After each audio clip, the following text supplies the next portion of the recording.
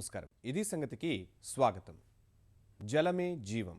ఈ విషయం మరోసారి రుజువు చేశారు రాళ్లసీమ రైతులు. చుట్టూ దుర్భిక్షం అలముకున్నా అక్కడ నీటి ఎద్దడే ఉండదు. పక్క పల్లెల్లో పొలాలు నోరెళ్లెడుతున్నా వాళ్ల చేలు మాత్రం నిత్యం పచ్చటి రంగు పూసుకుని ఉంటాయి. ఉపాధి లేక గ్రామాలే ఖాళీ అవుతున్నా ఆ పల్లెలు కళకళలతో గ్రామీణానికి ఆదర్శంగా నిలుస్తున్నాయి. ఎందుకు ఈ తేడాని తరచూస్తే దొరికే సమాధానం ఒక్కటే, అదే ముందు చూపు. 1995లో ప్రభుత్వం ఇచ్చిన నీరు మీరు పిలుపు అందుకుని పొలాల్లో నీటి కుంటలు తవ్వే కార్యక్రమంలో మమేకమయ్యారు. ప్రతి వర్షపు బొట్టు ఒడిసి పట్టుకుంటూ నీటి సంరక్షణకు పెద్దపీట వేశారు. ఈ చైతన్యమే వారి భాగ్యరేఖ మార్చింది. వాన నీరు ఒడిసిపట్టి భూగర్భ జలాలు పెంచుకుని ఏటా 3 పంటలు సొంత ఊర్లోనే కాలు మీద కాలేసుకుని బ్రతికేలా చేసింది.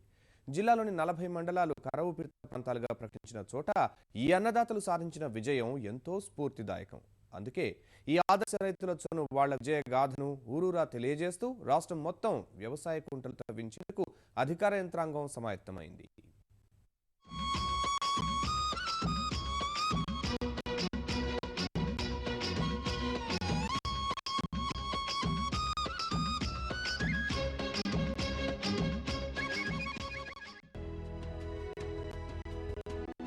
కనుచూపు మేర పచ్చదనం, విరగ కాస్తున్న మిరప, కంకుల బరువు తాళలేక తలవాల్చుతున్న జొన్న, కాసుల వర్షం కురిపిస్తున్న కూరగాయల సాగు,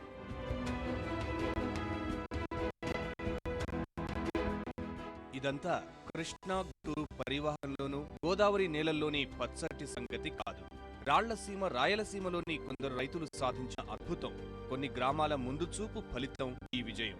పొలంలో విత్తునాటి ఆకాశం కేసి చూడక గతేడాది కురిసిన వర్షపు చినుకులతోనే పంటలు పండిస్తున్న వైనం.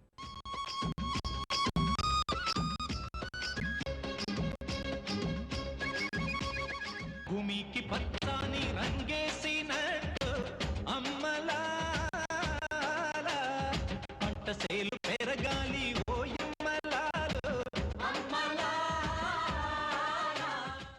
గతేడాది కురిసిన వర్షంతో పంటలేంటి, అంత గొప్ప వర్షం ఏం పడింది, ఎక్కడా చెరువులు ఉండలేదు కదా అన్న అనుమానం రావచ్చు. అయితే ఒక్క గతేడాదే కాదు, 2 దశాబ్దాల చొరవ ఉంది ఈ పచ్చటి పంటల వెనుక. 20 ఏళ్ల క్రితం ప్రభుత్వం ఇచ్చిన పిలుపు అందుకుని నీరు మీరు కార్యక్రమంలో భాగస్వామైన ఈ కర్షకులు అప్పటి నుంచి ప్రతి చినుకు బొట్టును ఒడిసిపడుతూ పొలంలో తవ్వుకున్న వ్యవసాయ కుంటల్లో నిల్వ చేస్తూ అప్పటికప్పుడు పంట అవసరాలు తీర్చడమే కాదు, భూగర్భ జలమట్టం వృద్ధికి కారణమయ్యారు. అందుకే నీటి కుంట నిండుకున్నా ఉరకలెత్తే పాతాళంగా వీరిని అంటిపెట్టుకుని ఉండి పచ్చని పైరుకి ప్రాణం పోస్తోంది. ఇక్కడ దోగుతున్నారు కదా సార్, పక్కన ఆడ వాళ్ళని అడిగి నాకు గన్నిట్లో దోగాలని అడిగినా సరేలే అని చెప్పినారు. సరేలే అని చెప్తే దోచుకున్నా, వాళ్ళు దోగించినారు సార్. మాకు గవర్నమెంట్ వాళ్ళు దోగించినారు. దోగించినాక ఊట కానీ బాగా వచ్చింది, నీళ్లు బాగున్నాయి, పంట కూడా బాగుంది. మా గుంటూరుకి అప్పుడు గుంటూరుకి వెళ్ళేవామే. ఇప్పుడు ఇది దోకున్న తర్వాత గుంటూరుకి ఎక్కడ పోయలేము. వానాకాలం పని అయిపోతేనే వెంటనే దసరా పండుగ చేస్తాం, పోతాం. పోయి ఉగాది పట్టుకుంటాం సార్. ఇంకా 5-6 నెలలు ఉంటుంది. ఈ సంవత్సరం ఎక్కడ పోలేము. ఇంతవరకు మా బుడ్డలు ఇట్లా వేసుకోలే, వానాకాలం వేసుకుంటుంటే బంద్ చేస్తుంటాం. ఇంకా ఎండాకాలం ఎండిపోతుండే. ఇప్పుడు గుంత వచ్చినాక ఎక్కువ వచ్చినాయి నీళ్ళు. ఇంకా బుడ్డలు వేసుకున్నాము, మాడ వేసుకున్నాము. ఇంకా ఇటు వరకు చూసి ఇంకా తక్కువ వస్తే ఇంకా బంద్ చేస్తాం. ఇంకెక్కువైతే మళ్ళీ ఇంత బుడ్డలు వేసుకుంటాం. వీళ్లు సాధించింది ఘన విజయం అనే ముందు నాణ్యానికి రెండో వైపు కూడా చూద్దాం. వాస్తవానికి కర్నూలు జిల్లాలో ప్రస్తుతం తీవ్ర వర్షాభావ పరిస్థితులు నెలకొన్నాయి. కరువు కరాళ నృత్యం చేస్తోంది. పంటలు కాదు కదా, కొన్ని ప్రాంతాల్లో గొంతు తడుపుకోవడమే కష్టం. బావులు అడుగంటాయి, బోర్లు మూలన పడాయి. ఖరీఫ్ రబీ తీవ్రంగా దెబ్బతింది. కౌలు రైతుల పరిస్థితి మరీ దారుణం. ఉపాధి దొరకని పరిస్థితి. పొట్టకూటి కోసం పల్లెలు వలసబాట పట్టాయి. మూగ జీవాలు కబేళాలకు తరలుతున్నాయి. జిల్లా వ్యాప్తంగా ఇదే దుస్థితి. తీవ్ర కరువు కాటుకుపోయిన కర్నూలు జిల్లాలో 40 మండలాలను ప్రభుత్వం కరువు ప్రాంతాలుగా గుర్తించిందంటే పరిస్థితి ఎంత దారుణంగా ఉందో అర్థం చేసుకోవచ్చు.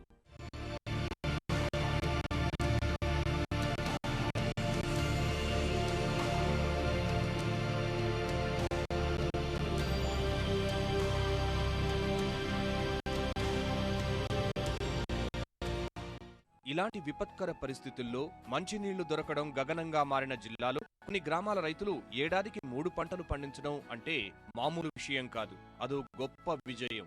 ఇందుకు 1995లోనే పునాదులు పడ్డాయి. అప్పట్లో ప్రభుత్వం చేపట్టిన నీరు మీరు కార్యక్రమం ద్వారా వాటర్ షెడ్లు నిర్మించడం, నీటి ఆవశ్యకత తెలియజేయటం, నీటిని భూమిలోకి ఇంకించేందుకు వ్యవసాయ కుంట తవ్వించడం తదితర కార్యక్రమాల ఫలాలే ఇవి అంటే ఆశ్చర్యం కలగక మానదు.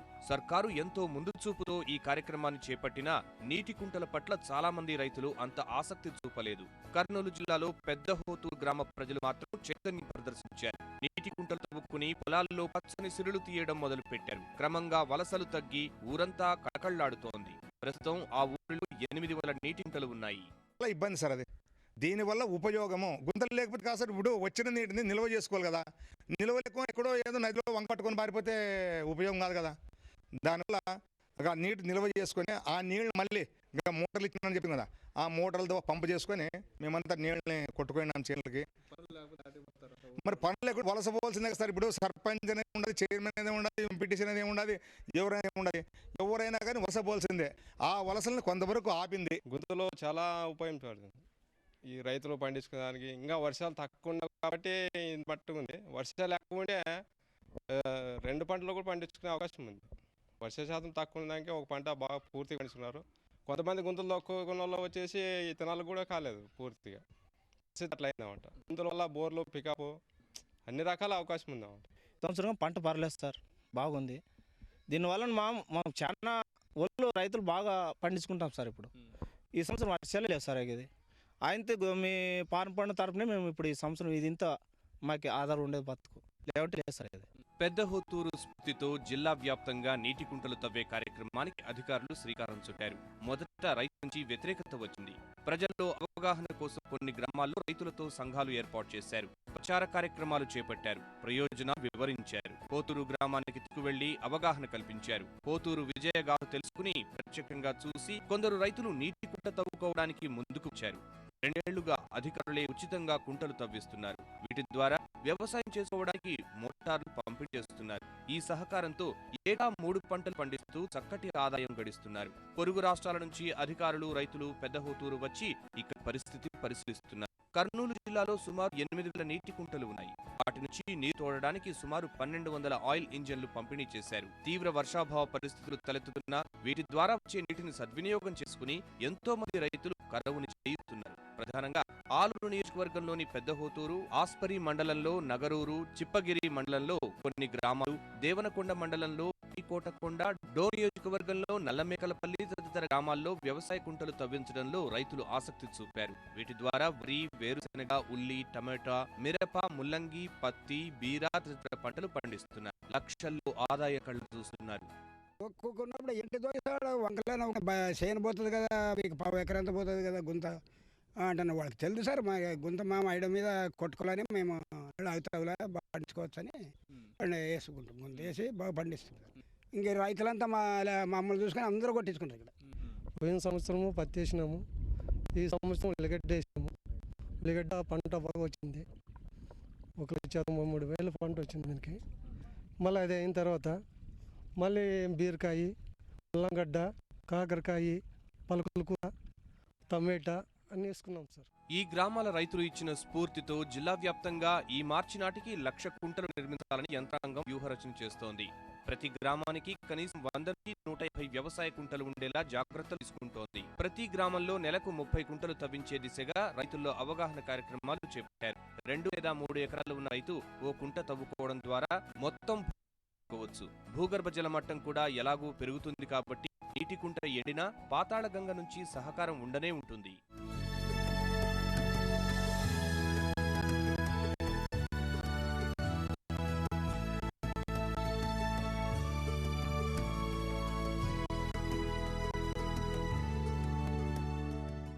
పొలంలో పంట కుంటను తవ్వించుకోవడం ద్వారా సుమారు 5 సెంట్ల భూమిని నష్టపోతామని రైతులు భావిస్తున్నారు. అయితే ఈ కొంచెం భూమి నిరుపయోగం అయినా మిగిలిన పొలం బీడుగా వదిలేయాల్సిన బాధ తప్పుతుందన్న విషయం గుర్తించాలని అవగాహన కల్పిస్తున్నారు అధికారులు. ఎవరైనా పొలంలో పంట కుంట తవ్వించుకోవాలి అనుకుంటే సమీపంలోని అధికారులకు తెలియజేస్తే చాలు, దగ్గరుండి కుంట తవ్విస్తారు. వ్యవసాయ కుంటలు 4 రకాలుగా తవ్విస్తున్నారు. చతురస్రాకారంలో ఉండే ఈ కుంటల లోతు 2 మీటర్లు కాగా అవసరం బట్టి పొడవు, వెడల్పు 5 మీటర్లు లేదా 10 మీటర్లు, 15 మీటర్లు, 20 మీటర్ల వరకు ఉంటాయి. చిన్న నీటి కుంటలో 1,00,000 లీటర్లకు పైగా నీటిని నిల్వ చేయవచ్చు. 20 మీటర్ల పొడవు ఉన్న నీటి కుంటలో సుమారు 10 లక్షల లీటర్ల నీటిని నిల్వ చేయవచ్చు. ఈ సంవత్సరము వర్షం చాలా తక్కువగా పడింది. అంటే రైన్ఫాల్ మనకి 680 mm రైన్ఫాల్ రావాల్సిన చోట తక్కువగా వచ్చింది. తక్కువగా వచ్చినా కూడా మిగతా గ్రామాల్లో పంటలు పండే పరిస్థితి లేదు. ఎక్కడైతే ఫారం పాండ్స్ తవ్వుకున్నారో ఆ పంట పొలాలు ఈ రోజు కూడా పచ్చగా ఉన్నాయి. గ్రామంలో ఉన్న కూలీలకు అందరికి కూడా పని కల్పించాలనే ఉద్దేశం ఒకటి, ఈ కరువును పాలదోడడానికి ఎక్కడ నీటి బొట్టు అక్కడే ఆపాలనే ఉద్దేశంతో కలెక్టర్ గారి సీఎం గారి ఆదేశాల మేరకు మా గ్రామంలోనే దాదాపుగా ఇప్పుడు ఇంత కూలీలతోనే పని చేయించడం, ఫారం తవ్వించాలనే ఉద్దేశంతో ఉన్నాము. ఈ ప్రోగ్రాం వచ్చేసి దాదాపు 1995 సంవత్సరం నుంచి ఉంది. అంటే పాత ఆ కాలం నుంచి ఉన్నా సరే దాన్ని అంత ఫోకస్డ్గా జనాల్లోకి తీసుకువెళ్ళిన దాఖలాలు తక్కువగా ఉన్నాయి. అప్పటి నుంచి అరాకొరగా రైతులు చేపడుతున్నా సరే ఇంత పెద్ద ఫోకస్డ్గా చేస్తలేరు. వర్షాకాలంలో వృధాగా పోయే నీటిని సక్రమంగా వాడుకోవడానికి నీటి కుంటలు ఎంతగానో ఉపయోగపడతాయి. బొలివియాలో 1980 నుంచి నీటి సంరక్షణ వ్యవసాయ పద్ధతుల్లో భాగంగా వ్యవసాయ కుంటల తవ్వకాన్ని పెద్ద ఎత్తున చేపట్టి విజయం సాధించింది. భారత్లోనూ కేరళలో వ్యవసాయ కుంటల కింద భారీగా సాగుతోంది. రాష్ట్రంలో ప్రభుత్వం నిర్దేశించిన 20 లక్షల పాండ్లు తవ్వుకుంటే జాతీయ స్థాయిలో ఆంధ్రప్రదేశ్ మొదటి వరుసలో నిలుస్తుంది. నీటి కుంటల్లోని నీటిని బిందు, తుంపర సేద్యం ద్వారా సమర్థంగా వినియోగించుకోవచ్చు. అంతేకాదు కొందరు ఈ కుంటల్లోనే చేపల పెంపకం కూడా చేపట్టి అదనపు ఆదాయం పొందుతున్నారు. 2014-15 సంవత్సరం తీసుకుంటే కనుక ఈ జిల్లాలో సుమారు 8,000 ఫామ్ పాండ్స్ మేము తవ్వించాము. అంటే 8,000 మంది రైతు చాలా ఆనందంగా ఉన్నారు. పంట సంజీవన కార్యక్రమం కింద దీన్ని బిగించేసాము. అందులో ఒక భాగంగా ప్రతి పొలంలో కుంట తవ్వడం తీసుకున్నాము. దీన్ని పంట కుంటలుగా నామకరణం కూడా చేయడం జరుగుతుంది. చాలా సందర్భాల్లో అంటే వర్షం పడకపోయిన సందర్భాల్లో కూడా ఇవి నిజంగా సంజీవనిగానే ఉపయోగపడుతుంది. డెఫినెట్గా ఎంతో కొంత పంట వేసుకుంటున్నారు, బతుకుతున్నారు. ఇది కాకుండా దీని యొక్క ఎఫెక్ట్ ఏమిటంటే భూగర్భ జలాలు పెరుగుతున్నాయి. త్రాగునీటి సమస్య కూడా చాలా వరకు అడ్రస్ చేయగలుగుతున్నాం. నీరు చెట్టు కార్యక్రమాన్ని రూపొందించి విస్తృత ప్రాధాన్యం ఇచ్చింది ప్రభుత్వం. ప్రజల్లో వర్షపు నీటి నిల్వ గురించి అవగాహన పెంచింది. ఫారం పాండ్లు, డగౌట్ పాండ్లు, సంకెన్ పాండ్లు, చిన్ననీటి ఊటకుంటలు, చెక్ డ్యాంలు, చెక్ వాల్వ్లు, గ్యాబియన్ నిర్మాణాలు చేపడుతోంది. కర్నూలు జిల్లా రైతులు సాధించిన విజయాలు తెలుసుకున్న ముఖ్యమంత్రి రాష్ట్రం మొత్తం ఉద్యమంలా నీటికుంట తవ్వకాన్ని చేపట్టాలని నిర్ణయించారు. పంట సంజీవని కార్యక్రమం ద్వారా ఉపాధి హామీ పథకాన్ని ఉపయోగించుకుని నీటికుంట తవ్వించాలని అధికారులు సూచించారు. రాయలసీమ 4 జిల్లాల్లో ఈ కార్యక్రమం వేగంగా జరుగుతోంది. రాష్ట్ర వ్యాప్తంగా 20 లక్షల వ్యవసాయ కుంటలు తవ్వించాలని లక్ష్యంగా పెట్టుకుంది. గతేడాది రాష్ట్ర వ్యాప్తంగా 8,500 కుంటలు తవ్వగా 20,000 ఎకరాల్లో పంట పండించినట్లు ముఖ్యమంత్రి పేర్కొన్నారు. రాయలసీమను ఆదుకోవాలని, రాయలసీమని ఒక రతనాలసీమగా తయారు చేయాలనేది నా ప్రగాఢ సంకల్పం. ఈ రోజు నేను హామీ ఇస్తున్నా. నేను ఒక నిర్దిష్టమైన కార్యక్రమం తీసుకున్నాను. ప్రతి ఒక్క 2 ఎకరాలు 3 ఎకరాల రైతు ఒక పంట సంజీవని తవ్వుకోవాలి. మీరు తవ్వుకుంటే వర్షాకాలంలో వచ్చే నీళ్ళన్నీ అందులో వస్తాయి. ఆ నీళ్లు అక్కడి నుంచి భూగర్భ జలాలు పెరుగుతాయి. పక్కన బోరుంటే బ్రహ్మాండంగా ఛార్జ్ అవుతుంది. ఇంకో పక్కన వర్షం పడకపోతే వేసుకుంటే అందులో దగ్గరలో ఉండే దగ్గర నీళ్లు తీసుకొచ్చి పెట్టి అక్కడి నుంచి మనకు రెయిన్ గన్ అనే పేరుతో ఒక స్ప్రింక్లర్ తీసుకొచ్చి పెడతాం. అక్కడి నుంచి 1 తడో 2 తడో నీళ్లు ఇచ్చుకుంటే 1 ఎకరా పంట కూడా ఎండిపోకుండా పూర్తిగా పంట తీసుకునే పరిస్థితి వస్తుంది. కర్నూలు జిల్లా రైతుల స్ఫూర్తితో ప్రతి రైతు వ్యవసాయ కుంటలు తవ్వించి కరువుపై విజయం సాధించాలని ప్రభుత్వం సూచిస్తోంది. ప్రహరీ గోడలేని భవనాలు, నీళ్లు రాని కుళాయిలు, సమయానికి రాని ఉపాధ్యాయులు, మూత్రశాలలు లేక అవస్థలు పడుతున్న విద్యార్థులు. ప్రభుత్వ విద్యాలయాలు అనగానే గుర్తుకు వచ్చేవి ఇవే. తగ్గట్లే చాలా ప్రభుత్వ విద్యాసంస్థల్లో నాణ్యమైన విద్య అందని ద్రాక్షగానే ఉంటుంది. పాఠశాలలు, కళాశాలల్లో ప్రమాణాలు తగ్గి సర్కారీ విద్య మనుగడే ప్రశ్నార్థకమవుతుంది. ఇలాంటి తరుణంలోనూ వాటికి మినహాయింపుగా కొన్ని విద్యాధామాలు మిణుగురుల్లా కొత్త వెలుగులు ఇచ్చే ప్రయత్నం చేస్తూనే ఉన్నాయి. వీళ్లు ఆ కోవలోకే చెందినవారు. ప్రైవేట్ ఇంజనీరింగ్ విద్యకు ఏమాత్రం తీసిపోని విధంగా ప్రభుత్వ పారిశ్రామిక శిక్షణా సంస్థలు ఇలా కూడా ఉంటాయా అన్న రీతిలో ప్రగతి బాట చూపుతున్నారు. విద్యార్థులు ఎవరి కాళ్లపై వాళ్లు నిలబడేలా చేసి ప్రశంసలు అందుకుంటున్నారు. అదే నిజామాబాద్ ప్రభుత్వ బాలిక ఐటీఐ. ఇప్పటికే ప్రభుత్వ ఐటీఐలో అగ్రస్థానంలో నిలిచి ప్రతిష్టాత్మక ఫ్యాప్సీ అవార్డు సైతం దక్కించుకుంది. చిత్తశుద్ధితో శ్రమిస్తే ప్రభుత్వ విద్యాసంస్థలు ప్రైవేటుకు ధీటుగా మారగలవని నిరూపిస్తోంది.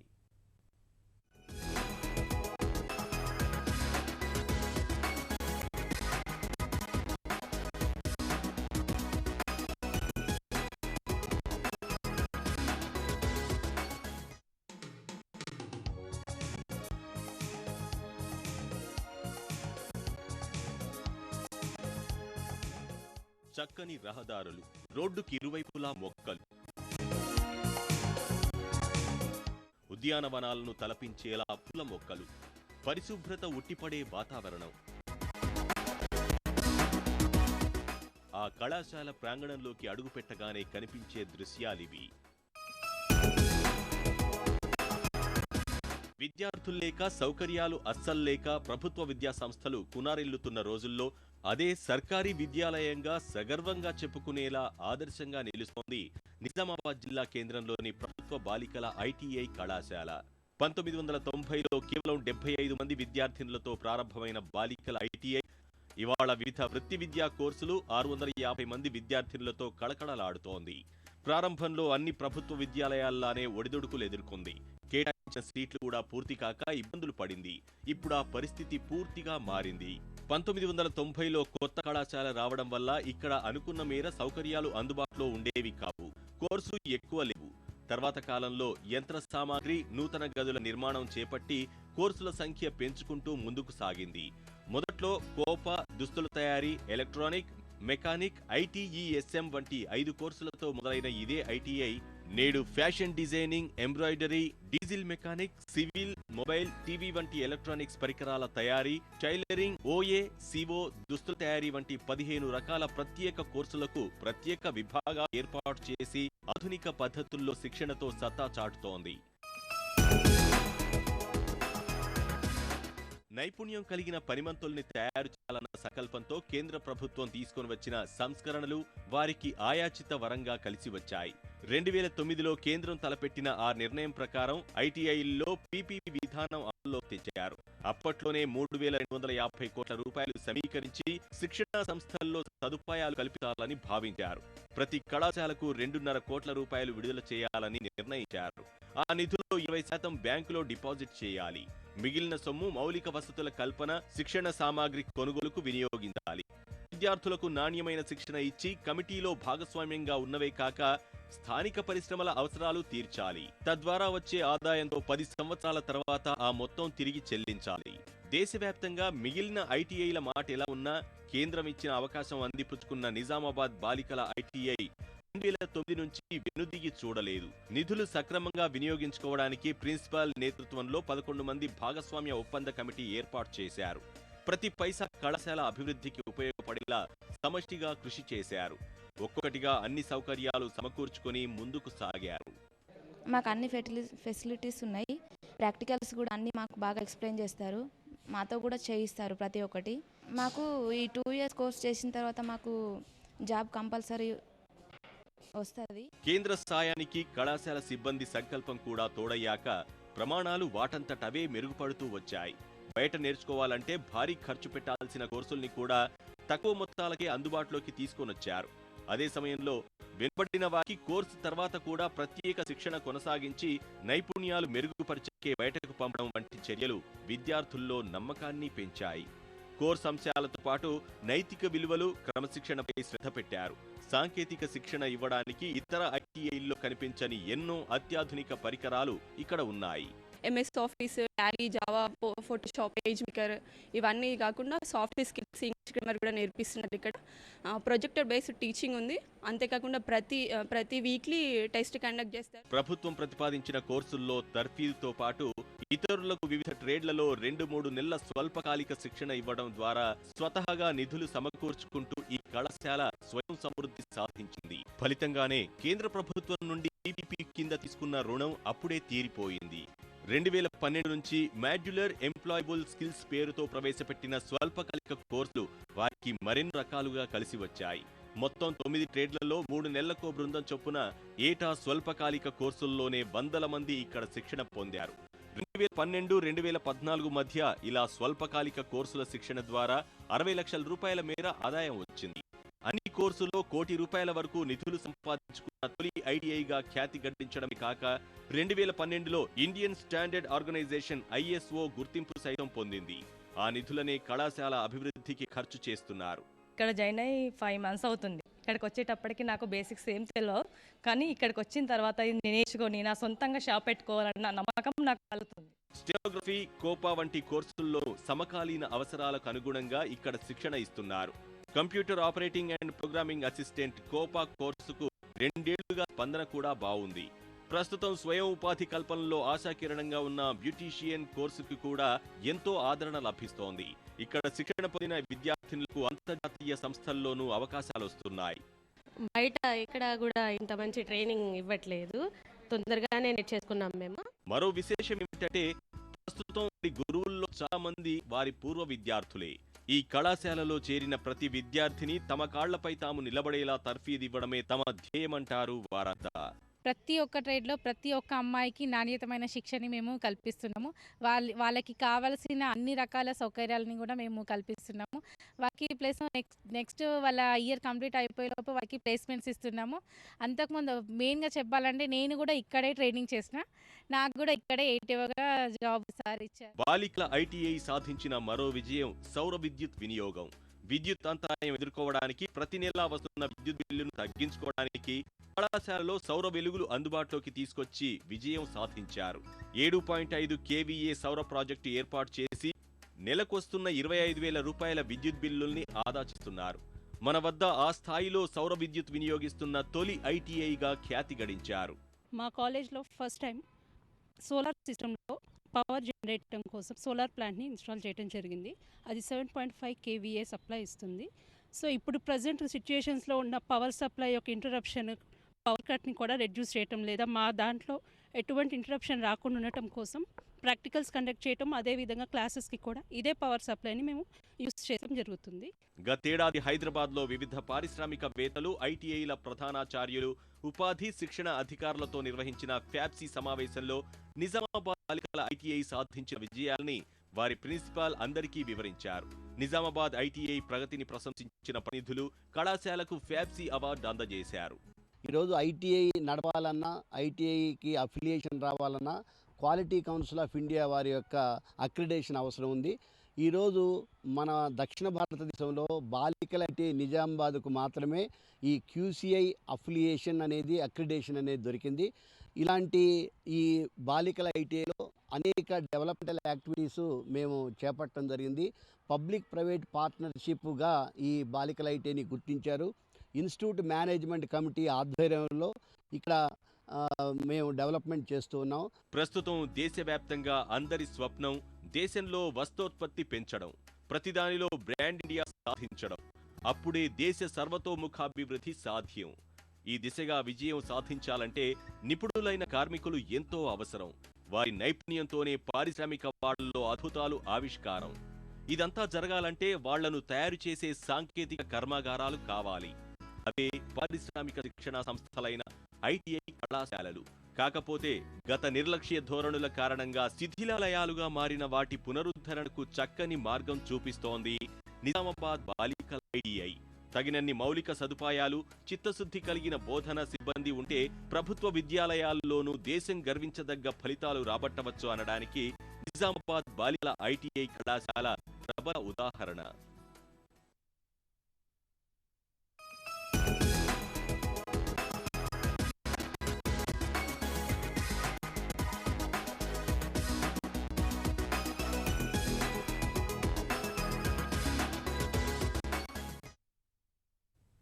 మరిన్ని విభిన్న అంశాలతో మరో ఇది సంగతిలో మళ్ళీ కలుద్దాం. నమస్కారం.